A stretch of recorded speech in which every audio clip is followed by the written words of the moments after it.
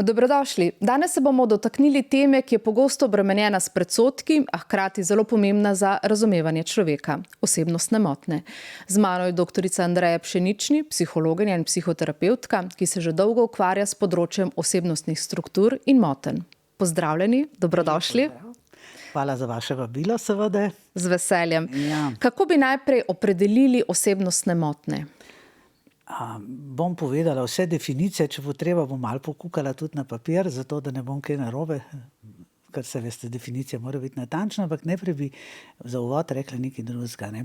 Da je pravzaprav izraz osebnostna motnja postal že skoraj psovka. Ljudje zelo radi en drugega obkladamo, ti si pa moten, pri čemer se ljudje ne zavedamo, v bistvu, da je to zelo kompleksna tema. Ne? In meni se večkrat zgodi, da pride nekdo pa recimo o svojih partnerjih ali pa šefih in reče, ne, ta je pa, ne vem, narcis, ta je pa psihopat, ta je pa ono, drugo, tretje. Jaz pa vedno povem, da se mi, ko smo strokovnjaki, pravzaprav zelo rabimo čas in veliko informacij, da lahko nekoga diagnosticiramo. In zato je prav, da v bistvu tudi te pojme malo bolj pojasnimo in jih tudi na nek način destigmatiziramo. Ne? No, zdaj bi pa res vzela si zraven, da ne bom kaj bistvenega pozabila pri definicijah. Ne?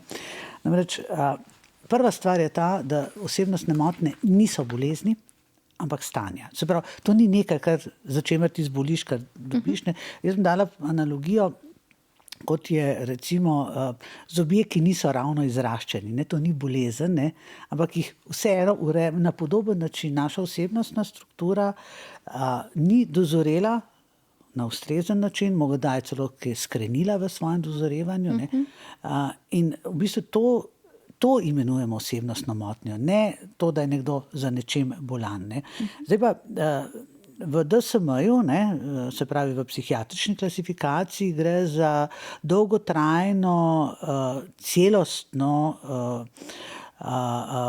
strukturo osebnosti, ki je pa ponavadi je taka, da je izvor težav bodisi pri človeku, bodisi težav v odnosih in vzajema na eni strani vzorce doživljanja in vedenja. To se pravi, to je trajna in nefleksibilna, rigidna oblika. Ne?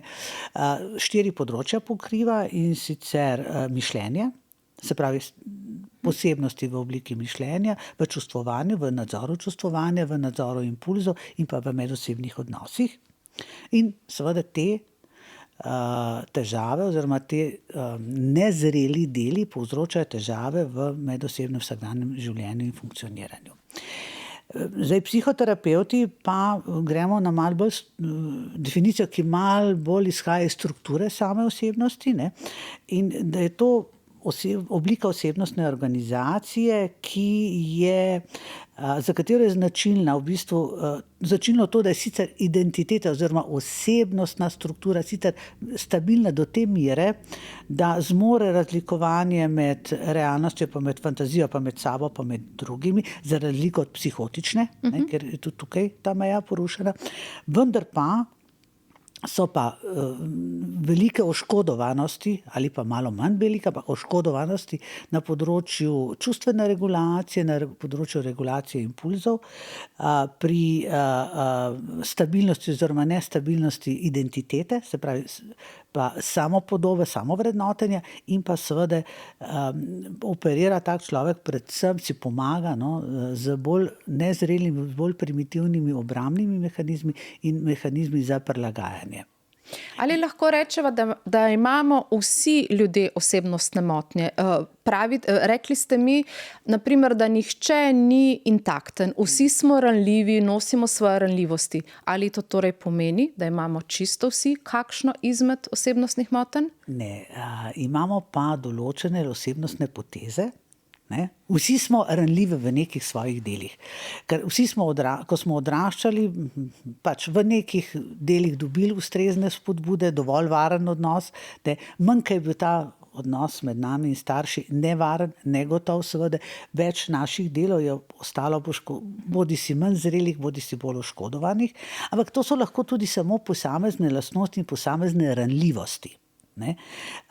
Ki nas v določenih okoliščinah seveda naredijo pa tudi bolj težavne, ne, ali pa nas naredijo enostavno ranljivejše, kot se temu reče. Se pravi, da kakšne situacije teže prenašamo, temu rečemo, da je stres prevelik za nas v nekih situacijah. Ne. Ampak ko naleže na tisto našo manj zrelo specifiko, ne, tam seveda bomo odreagirali bolj impulzivno, z več bolečine, z več občutljivosti, ne.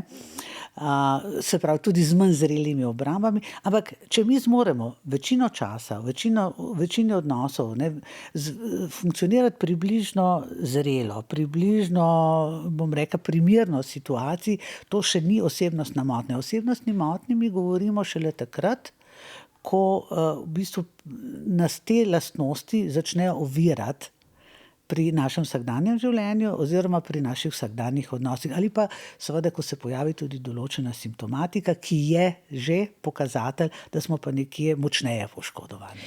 Ali ljudje, ki imajo osebnostne motnje, poiščejo vašo pomoč ali jo poiščejo svojci za nekoga, ki živi z nekom, ki ima osebnostno motnjo? Večinoma seveda so najprej svojci tisti, ki začnejo se pritoževati, ne, da je življenje za nekom, ki je tako zelo specifično ranljiv in ki seveda zelo močno reagira v določenih situacijah, da je problematično, in začnejo usmerjati seveda človeka, poišče si pomoč. In zelo pogosto to človek seveda zavrne, ker doživlja svet tako, da so zato, da je ali njej težko v neki situaciji in da pač tako odreagira, da so za to krivi drugi. Vedno. Ja, seveda. To je ena tipičnih značilnosti, ne, da pri tej osebnostnih motnjah. Ne. No. In potem se zgodi naslednje. Bodisi povsem zavrnejo, ne. No, bom drugače povedala. Meni se zgodi vsaj 2-krat, 3-krat na mesec, da me nekdo kliče za nekoga. Bodisi partnerja, bodisi starše, bodisi karkoli, ne.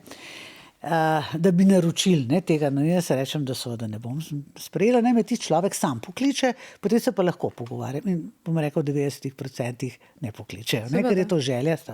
Ampak, če že pridejo na pritisk recimo okolja, če večinoma sami niso motivirani, in potem skratka ta proces ne steče. Pika, ne? Ker so prišli na željo drugega, ker v psihoterapiji je treba zelo dolgo, zelo resno se soočati z veliko stvarmi in delati na sebi, da kaj dosežemo. Zdaj pa, vendarle en del, zlasti tisti, ki so višje funkcionalni, začnejo pa vendarle opažati, da jih to ovira pri življenju in potem pridejo sami. Če enkrat pridejo sami, je bistveno večja verjetnost in se da tudi ogromno narediti, ne? Če seveda zdržijo motivacijo za dolgo časa, ampak večinoma potem, kar dela, ker v resnici danes terapevti bolj ali manj samo še s tem področjem delamo, ne. Pri čemer je večina ljudi, ki pride, to bom kasneje razložila razliko, ki pride v proces višje ali eventualno srednje funkcionalnih v spektru mejnih motenj, ne. In čim višje je po funkcionaciji, se pravi, čim bolj zrela je ta mejna struktura, ne, ker to ni enoten koncept, potem seveda bolj so ljudje motivirani za spremembe, bolj so vztrajni in tako naprej in tudi veliko več dosežejo. Tako da niso slabi rezultati potem. Katerih osebnostnih motnj je največ po vaših izkušnjah? No, danes seveda živimo v svetu, ker prevladujejo narcistične osebnostne motnje, ne? Ker pač permisivna vzgoja in vse ostalo, ki je še podprta seveda potem z okoljem, ampak vzrok za osebnostne motnje ni okolje, da se razumemo, ampak kakšen odnos smo imeli v svoji primarni družini.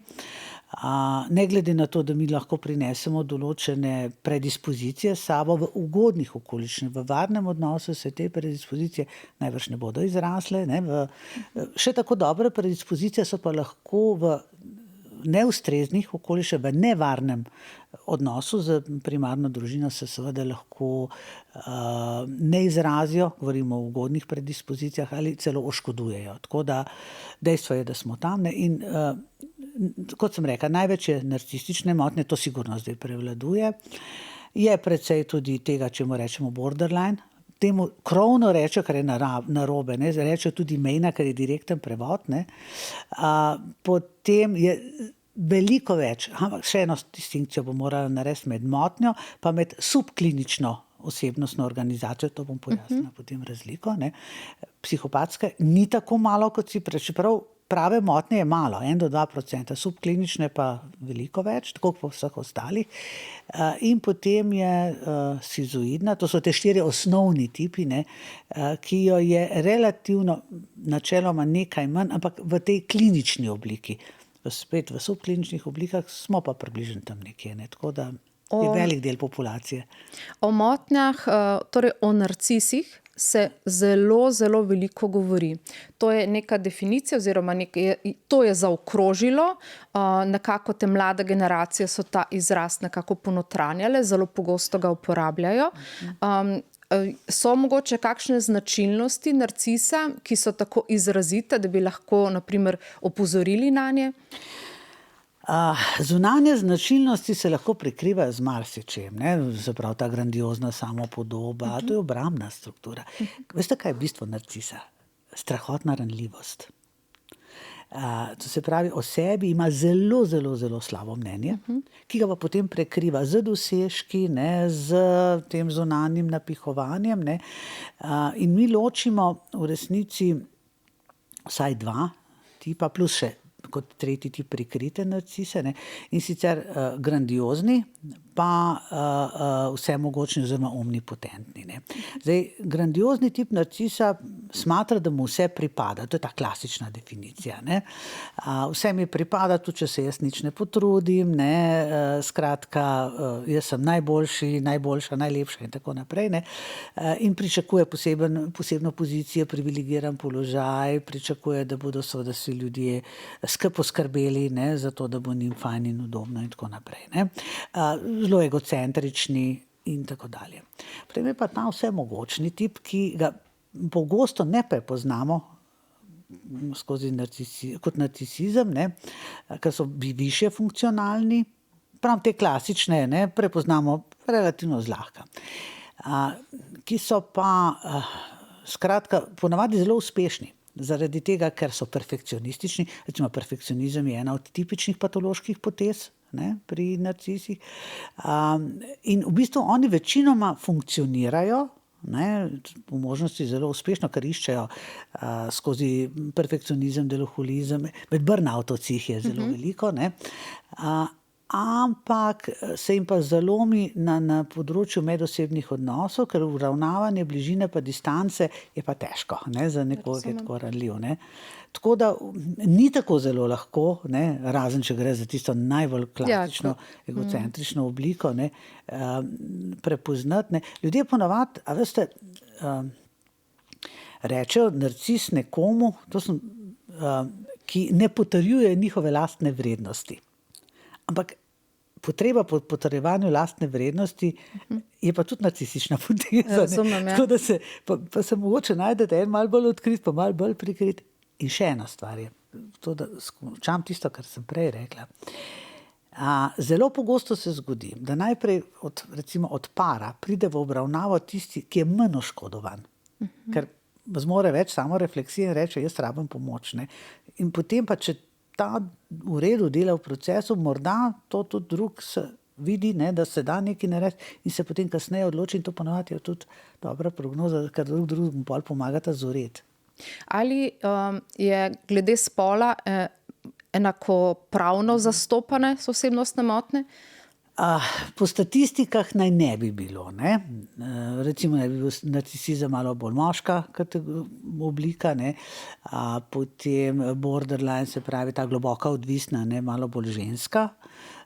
Šizoidno spet malo bolj moška in psihopatska tudi, ne, se pravi, da naj bi pri ženskah prevladovale te odvisne oblike, ne. Ampak se mi zdi, da z to vzgojo, ki je zdaj kar približno, vsaj kar se narcisizma tiče, gre bolj samo, da je pri moških malo bolj odkrita, pri ženskah pa malo bolj prikrita oblika. Vsaj tako pravi moja praksa, ne, da smo tam nekje pri tej globoko odvisni obliki res še vedno prevladujejo ženske, ne, ampak tudi se najde tudi marsikatera moška, ne, te poteze, ker čistih oblik pravzaprav ni, ne. Šizoidna je tudi malo bolj moška, ne, ampak to ne pomeni, da žensk, ki se umikajo v bližini, malo bolj prikrito mogoče, ne, recimo z skrivanjem v delo, ženske dostikrat naredijo, seveda imamo praktično kar trend, bom rekla, izenačevanja. Ne verjamem, da se bo pa čisto izenačilo. Koliko ljudi, ki ima osebnostne motnje, se pride zdraviti? Glejte, spet smo pri osebnostni motnji pa osebnostni strukturi. Okay. Bom probala najprej s tem razložiti razliko. Ne. Se pravi, osebnostna struktura določene oblike, recimo narcistična osebnostna struktura, pomeni, da ima človek že določene poteze, ki so iz tega spektra, ne, določene osebnostne lastnosti, morda celo močneje izražene, ampak so še približno v okviru sprejemljivega. Ne. Ko pa preide v tisto fazo, ko se pojavi simptomatika izrazita, oziroma ko se pojavi simptomatika, ko moti življenje, govorimo pa o motnji. Med temi in znotraj te osebnostne motnje imamo 3 ravni.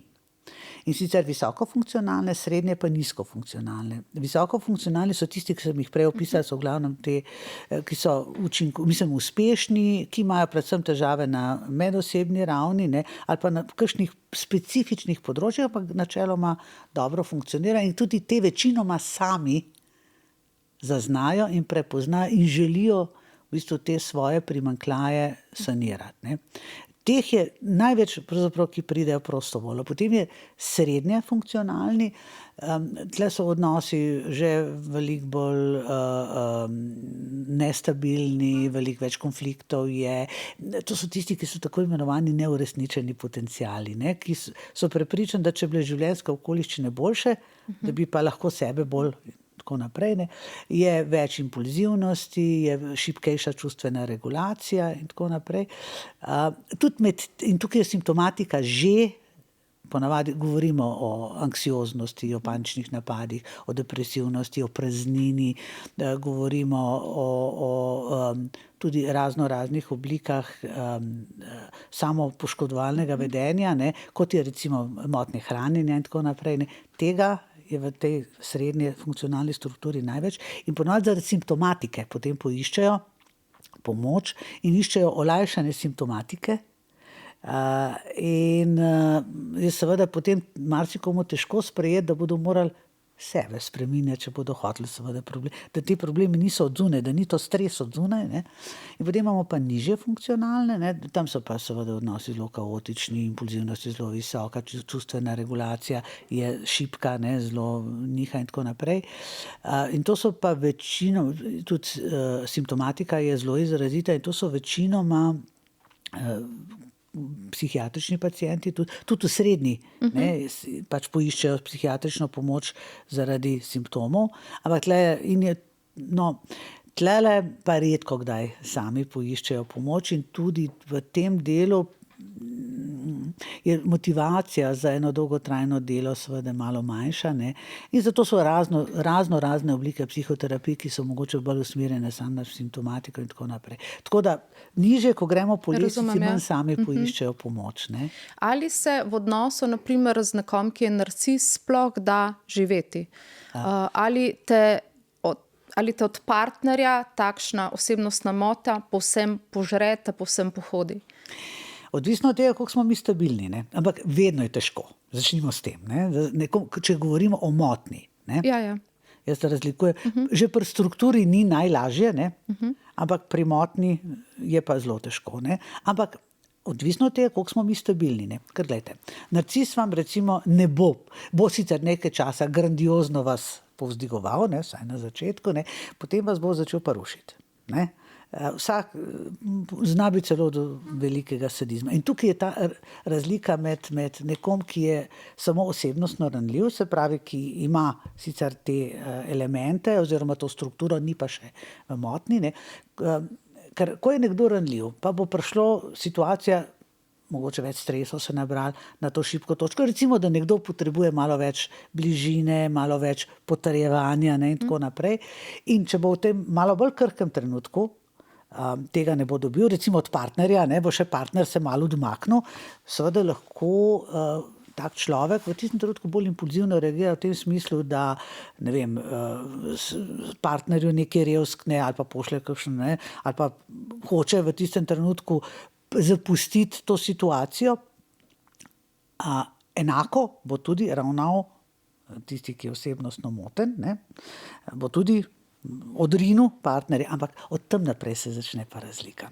Nekdo, ki je sam strukturiran šibkeje, bo potem prepoznal to svojo in v bistvu svojo impulzivno reakcijo, jo bo obžaloval, ne, se bo opravičil in bo poskušal odnos postaviti nazaj, reparirati odnos in tudi bo poskušal ravnati drugače. Zmeraj ne bo ratalo, ampak nekdo, ki pa je že na polju motnje, ne, bo pa vztrajal seveda na tem, da je oni drugi a priori kriv, nobenega opravičila ne bo in bo tudi znal odnos prekiniti ali pa za dalj časa, ne, se umakniti iz odnosa, vsaj za dalj časa, ne, skratka kontrolirati in bo vedno pritiskal na tistega drugega, da je pravzaprav se bo trudil za to, da bo ta odnos odstal, oziroma če mu ne bo več služil, ne, ker to so pri osebnostno motenih so odnosi vedno na ravni zadovoljevanja njihovih potreb in če pač te potrebe ne bo več zadovoljeval, bo tistega človeka mirno odvrgel. Ne. Tako da, ne. V bistvu zdravljenje potrebujeta oba.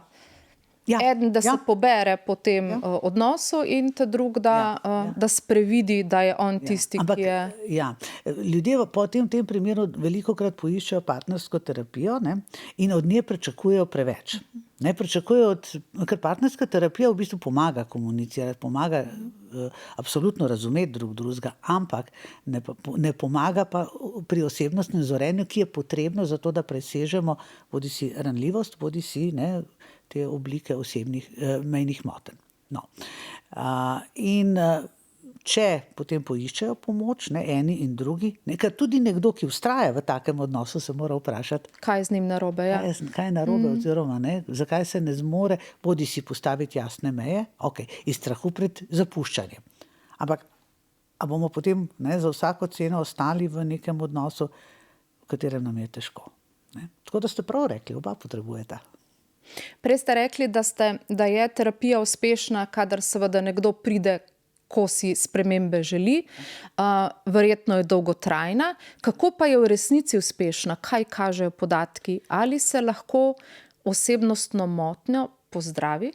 Glejte, statistike pravijo naslednje. Mi v tem primeru govorimo o rekonstrukciji osebnosti. Govorim izključno o dolgotrajnih procesnih terapijah, ki trajajo minimalno 4 do 5 let, realno pa tam blizu 10 let, ali pa nekateri celo več. Če hočemo zares doseči trajne rezultate. Mi hitre rezultate z drugimi oblikami lahko dosežemo, ne, ampak potem te rezultate tudi trajajo kakšno leto ali pa ne, tako naprej. Dejstvo je to, da statistike uradne pravijo, da približno tretjina, ne, teh, ki grejo skozi proces, doseže rekonstrukcijo osebnosti. Kaj to pomeni? To pomeni, da se je razvojno toliko premaknilo naprej, da je dosegel naslednjo ali naslednji 2 stopnji višji, ne, v osebnostni zrelosti, ker osebnostne motnje so osebnostna nezrelost. Lahko so tudi določene skrenitve, ampak point je točno v tem, da so nezrele strukture. Moja izkušnja je malce drugačna, ampak zaradi verjetno specifične selekcionirane populacije, ker jaz imam pa samoplačniško ordinacijo že več kot 20 let, ne, in sem pa seveda prihajajo ljudje, ki so funkcionalni. Se pravi, ni teh najnižjih funkcionalnosti, ker pač to so ljudje, ki si težko potem sami plačajo, ne, dolgotrajno terapijo in seveda, ker so že sami prišli malo bolje strukturirani, že v polju osebnostnih motenj, ampak so srednje in višje funkcionalne. Moja izkušnja je tam nekaj, da polovica celo pride do rekonstrukcije, druga polovica pa znatno izboljšanje. Kar pomeni, da sicer znotraj svoje ravni, ne, ampak zmore prepoznavati, to je tisto, kar sem prej rekla, zmore prepoznati, zmore v bistvu narediti reparacijo odnosa in tako naprej, ne, zmore se tudi v čem ustaviti. Res je pa to, da za to potrebuje pač vedno veliko napora, ne, ampak zmore funkcionirati bolje. Tako da rezultati so, za razliko od tega, kar se sliši v javnosti, lahko večinoma v redu. Večinoma dosežejo spremembe, če seveda vztrajajo, ne. In ko ljudje odidejo, po mojih izkušnjah spet, jaz lahko samo o sebi govorim, se tudi večinoma ne vračajo. Se kdaj zgodi, da kdo pride v kakšni zelo težki življenjski situaciji, kar je normalno Kar je spet, ne. seveda Ampak logično, za en ja. kratek čas nazaj, da mogoče kaj, ampak to se zgodi mogoče, ne vem, enkrat na par let. Drugače pa ljudje, ko enkrat, ne, speljejo te dolge procese, kar bistveno lažje in bolje funkcionirajo. Tako da jaz sem optimistična iz izkušenj. Lepo. Se pravi, ko nekomu rečemo, ti se obnašaš kot otrok, v bistvu je to to. Točno to. Ker izhaja iz tega našega otroškega dela, ne, doživljanje, ker začne se z otroškim doživljanjem, ne. Ja. Ker recimo človek, ki se spopada s tem stanjem, s temi težavami, ne, marsikdaj ne loči med svojim lastnim doživljanjem pa realnostjo. Se pravi, če jaz čutim, da ti mene napadaš, potem ti mene napadaš. Ne. In ker recimo občutljivost na kritiko pa občutljivost na zapuščanje so dva zelo tipična strahova, ne. Ampak nekdo, ki je približno osebnostno integriran, ne, bo znal razumeti, okej, tale mi je nekaj povedal, ne, to ne pomeni, ne, ampak da mi je pač izrekel nekaj, kar on vidi ali pa ona vidi, on čuti in tako naprej. Jaz bom pa reflektiral s tem, kaj bo, ne. Nekdo drug bo pa seveda spet drugega okrivil zaradi tega, ker si mi to rekel, ne, sem jaz napaden, si me ti napadel, ker se jaz počutim napadenega in ker se jaz počutim razvrednotenega, si ti mene razvrednotil. Pa to ni res, ne. In potem seveda otroško reagirajo s temi razcepi potem, ne, se pravi, ti si grozen, grd, črn, ne, in takrat v tistem trenutku nas res namarajo, ne. Potem se pa zna seveda spet zgoditi obratno, idealizacija, ne, ker potem se malo to pozabi, ti človek spet ideale in realne slike o drugem človeku in tudi o sebi, tak človek nima, ima samo črno-belo, ne, ali sem perfekten, ali sem zanič. Ali sem pa skozi za nič, ne, pa so vsi drugi perfektni, ne. Te razcepi so ena najbolj tipična. Potem ta projekcija, ne, se pravi, to, kar jaz čutim, projicira v drugega, ne. Danes mi je ena pacientka zelo luštno rekla, jaz sem pomislila, ampak hvala Bogu ima res tudi dobro reflektivnost, sem pomislila, ne, ker se že nekaj časa je v zastoju, kar je normalen del terapije, da ste vi frustrirani, ne, ker se jaz nikamor ne premaknem. Pa sem se jaz samo nasmejala in rekla, saj vem, jaz pripisujem svoj občutek frustriranosti vam. No, se pa lahko o tem občutku pogovoriva, ne. Zanimivo, ko ste razlagali o značilnostih teh ljudi, mi je šlo po glavi, da je zelo veliko ljudi, ki so javno izjemno izpostavljeni, močni, trenutno tudi sooblikujejo neko svetovno politiko, bi jim te lastnosti človek mirno presodil, ne glede na to, da nimam izobrazbe, na primer, iz tega področja, ne. Ali je to tudi značilno, da se ti ljudje potem nekako želijo biti na teh najvišjih pozicijah, da lahko izživijo to svojo Nekateri ja, ne, zlasti narcistično, ne, in pa psihopatsko strukturirani, ne. Jaz spet govorim o strukturi, ne, lahko pa tudi že o motnji, ne. Seveda so ambiciozni, ker poskušajo ravno z nekim zunanjim uspehom, ne, kompenzirati. Zdaj, tle je razlika med psihopatsko pa med narcistično strukturo, ker psihopatska struktura ni ranljiva. Oni imajo res dobro mnenje o sebi, da se razumemo, ne? In nikoli ne podvomijo o sebi, dočim narcistična struktura pa poskuša za čim več zunanjimi dosežki seveda prikriti oziroma pri sebi ta svoj notranji sram, ki ga nosijo, zaradi tega, ker sem jaz tako slab, ne, prekriti z vsem tem. In za nekaj malega časa to uspe, pa potem rabi naslednji dosežek. Ja, odgovor je da, pri psihopatski strukturi, ne, ali pa pri psihopatski motnji, ne, pa niti tega sramu ali pa krivde ni nič, ne, ampak njim pripada uspeh in bodo brez milosti, brez sentimentalnosti naredili vse, kar je potrebno, da ta uspeh tudi dosežejo. Ne? Kar strašljivo, ne? Če so to ljudje, ki so tisti, ki vodijo, ki odločajo. Je to v bistvu na nek način strašljivo. Ampak taka je človeška zgodovina cela. Skozi vso človeško zgodovino je pravzaprav ta struktura ljudi prišla tja, ker je odločanje vodila, ker zmorejo zdržati malo dlj, zmorejo v bistvu biti bolj brezobzirni, ne? Ja, tako je, ne? Zdaj, mi se lahko slepimo, ampak tako je realno življenje. Ne? Lahko pa, zdaj, ker nekdo, ki je integrirana, zrela osebnost, ne, bo lahko sicer tudi zelo, zelo uspešen, ne, ampak ne bo na račun drugih tega uspeha. Razumem, ja. Ne, in tudi se bo ustavil pred določenimi potezami, ki bi pomenile recimo odstopanje od lastne integritete, ne? Recimo kazniva dejanja, ne? Ali pa seveda povzročati veliko škodo drugim ljudem. Nekaj škode povzročamo tudi vedno. Ne? Tako To je. pa vedno drugemu, ja. Ampak se ustavimo, govorimo o tisti osnovni integriteti, osnovni etiki, ne? Ko ne bomo prestopili določenih meja. Tukaj je razlika recimo ker tudi psihopat zelo zaupa vase, tako kot dobro integriran človek, samo ta nima te notranjih kontrolnih mehanizmov, integriran človek pa jih ima in zato mogoče ne bo sploh stopil na neko mesto, ki bi lahko to njegovo integriteto ogrozilo. Evo, za konec deva reči, bo teh motenj čedalje več, se bodo počasi obrnile navzdol. Tukaj bom rekla, da jaz ta hip nisem optimistična. Ker glejte, starši smo tisti, ki prenašamo naprej, v bistvu, oziroma omogočamo našim otrokom, da ob nas zorijo in rastejo.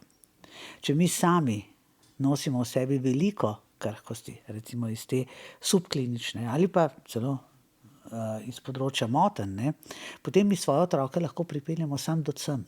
In mi smo zdaj že v drugi generaciji permisivne vzgoje, se pravi tisti, ki so sami prišli krhki, ne, in ranljivi, zdaj vzgajajo otroke, ki jih še bolj varujejo.